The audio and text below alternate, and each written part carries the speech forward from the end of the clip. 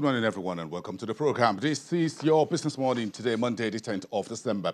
I am Boston Namafai. Let's take a quick look at what's in Monday Business Briefing. Nigeria's Vice President, Professor Yemi Osinbajo, is in Berlin today to speak to German business leaders and government officials on investment opportunities in Africa's most populous and largest economy.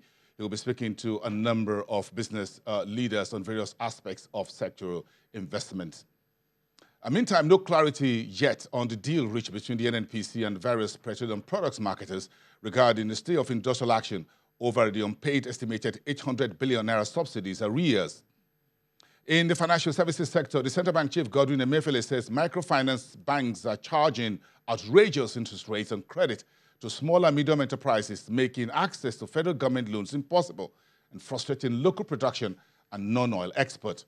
The central bank governor says over the weekend that, quote, we feel that, that's the central bank and the bankers committee, feel that if we have these funds available in the CBN through our own national microfinance, we can make access to funds to these people easy, even if it is not single digit per annum, even at 15% or lower. The Central Bank of Nigeria is setting up a national microfinance bank.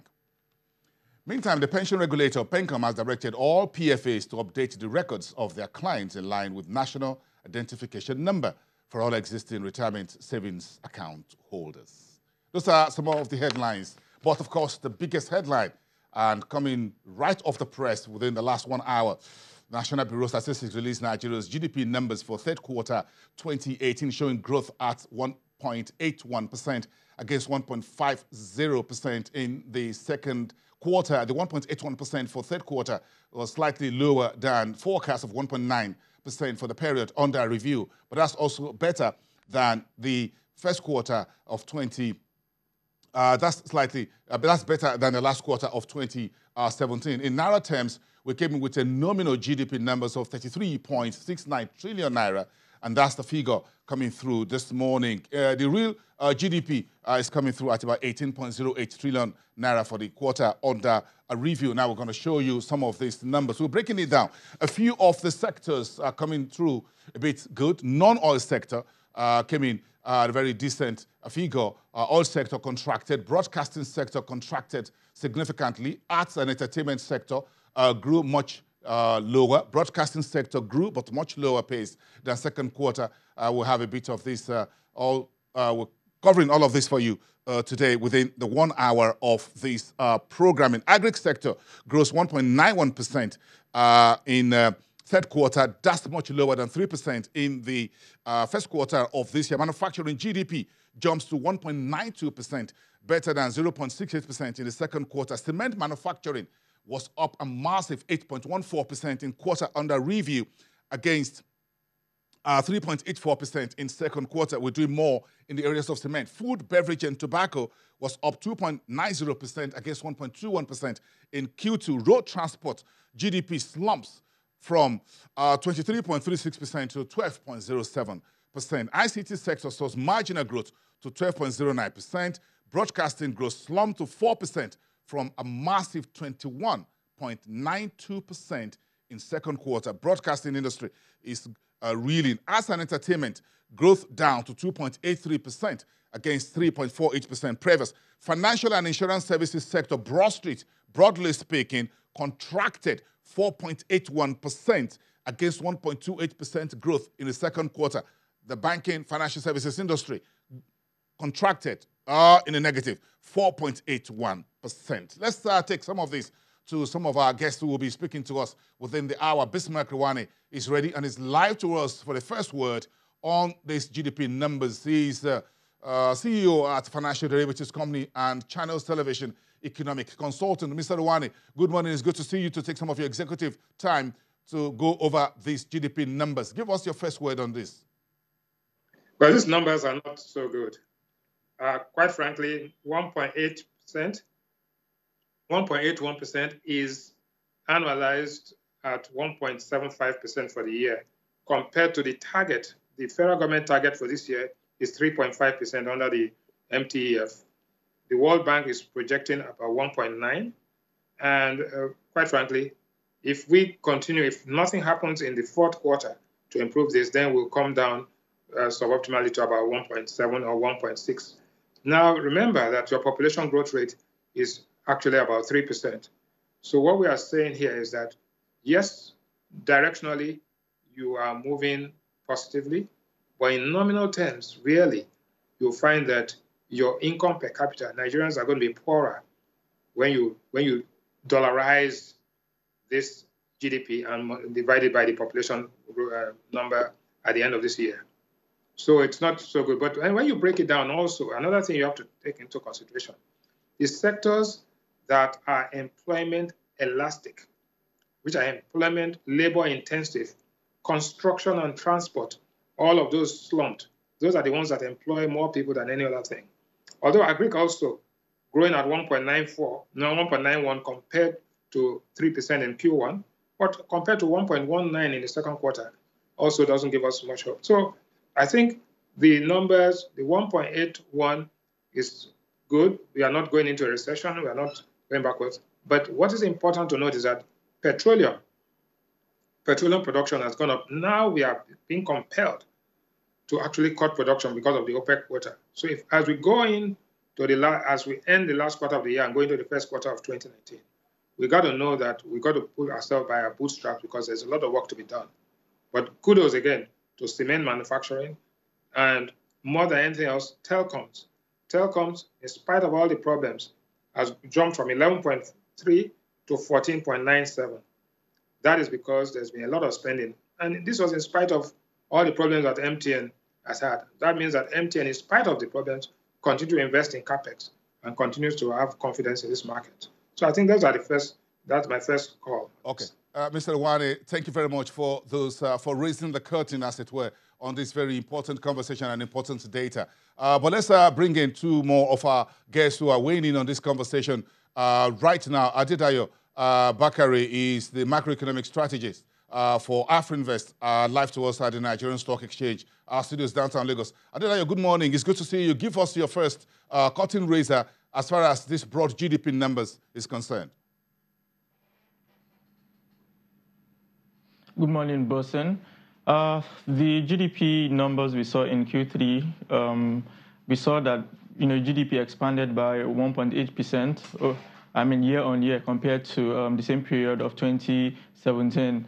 While this is an improvement over what we had in the second quarter, which was about 1.5% GDP growth, this is still underwhelming. For instance, our projection was that GDP was going to expand by as much as 2.1% in Q3 2018, but we saw what happened to oil numbers. So oil output contracted by about 2.9%, and that was mainly what drove the underperformance in the sector. In the non-oil sector, we saw a much better outing, where non-oil sector GDP grew by about 2.3%, up from about 2.1% in Q2 GDP.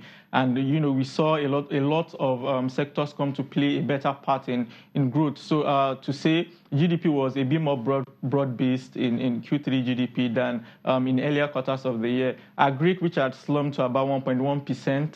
In Q2 2018, which was actually the lowest quarterly growth on record, we saw a very soft rebound to about 1.9%. Now, this was slightly shorter than our estimates of about 2.1%, and we see that insecurity and flooding in the Middle Belt continues to affect agri output. Manufacturing stayed in positive territory. So we saw an improved performance to about manufacturing growth also improved to about 1.9%, which was good.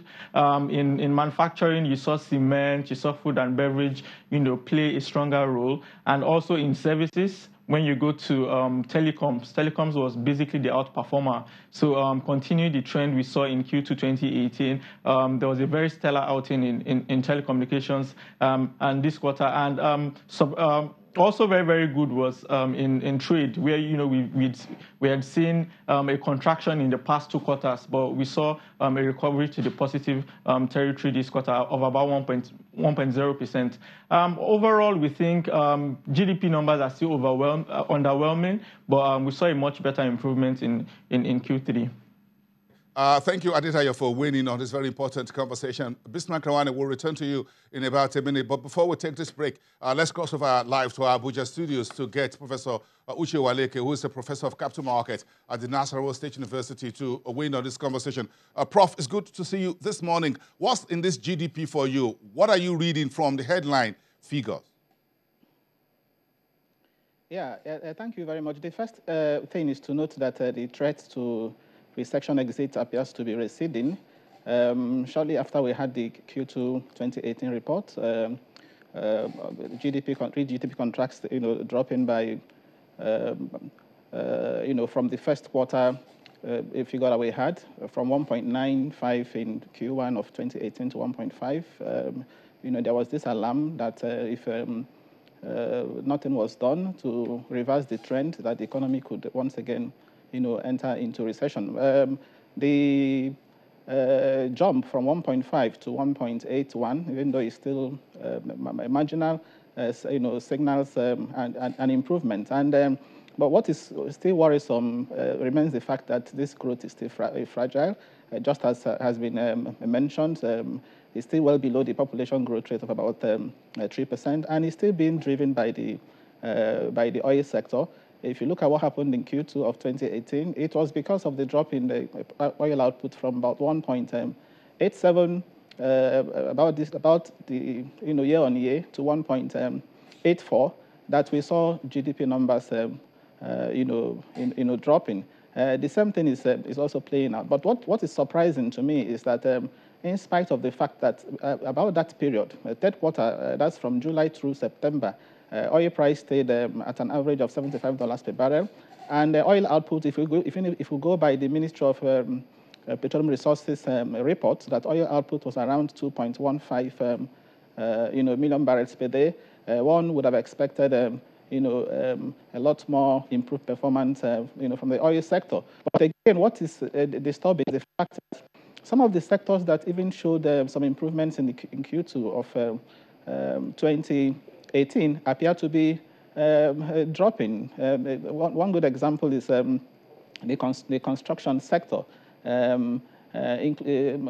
Although manufacturing improved slightly, particularly the food and beverage and cement production, but construction dropped. We also have not seen any significant improvement in agriculture. Agriculture was disappointing in Q2 of 2018 at 1.19%, but now growing at 1.9%. So it's still low, and you can of course attribute that to the events that served as a downside risk during that period. The flooding, the farmer-traders clashes, still weighing down on the agricultural output. Okay, Prof. So, let's go back to you. Let's go back to you, Prof. We're going to do a bit more of sectoral breakdown when we come back after the break. But let's give this 2 minutes to Bismarck Rewane of Financial Derivatives Company in downtown Lagos, of course, raising the curtain for us on the program. Mr. Rewane, very quickly, when we say this is what you call an aggregate GDP, nominal GDP, real GDP in Naira terms, Mr. Rewane, how do we read this figure in Naira and Kobo? 33.69 trillion in nominal GDP Q3, in real GDP 18.08 trillion Naira in what I can feel. Yes, 33 trillion Naira, obviously, because it's coming from the government, they're using a rate of 305. But if you have to use the import-export window, you have to divide it by 360, so it will give you a different figure. But what is more important to everybody here is that GDP growth is a function of some critical issues. One, productivity. What has happened to productivity in the economy this year? Labor productivity growth is still negative, which means that if we improve productivity, we can actually achieve higher growth. Investment, gross capital formation, is still very slow. And if you look at the figure, the amount of total investment and capital expenditure in the government is 1% of the GDP. To achieve optimality, you need to grow, you need to invest about 5 to 10% of your GDP in 1 year. So government spending and investment has been meek.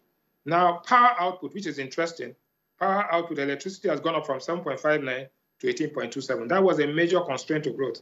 And you can see that playing out in manufacturing, ICT, telecoms, Mr. Rewane, Yes. respectfully, we got to go on break, but hold that thought there, because if you look at the manufacturing sector and the industry's growth within this sector, how do we factor these negative power sector issues into it? All our guests, please stand by. We'll be right back in 2.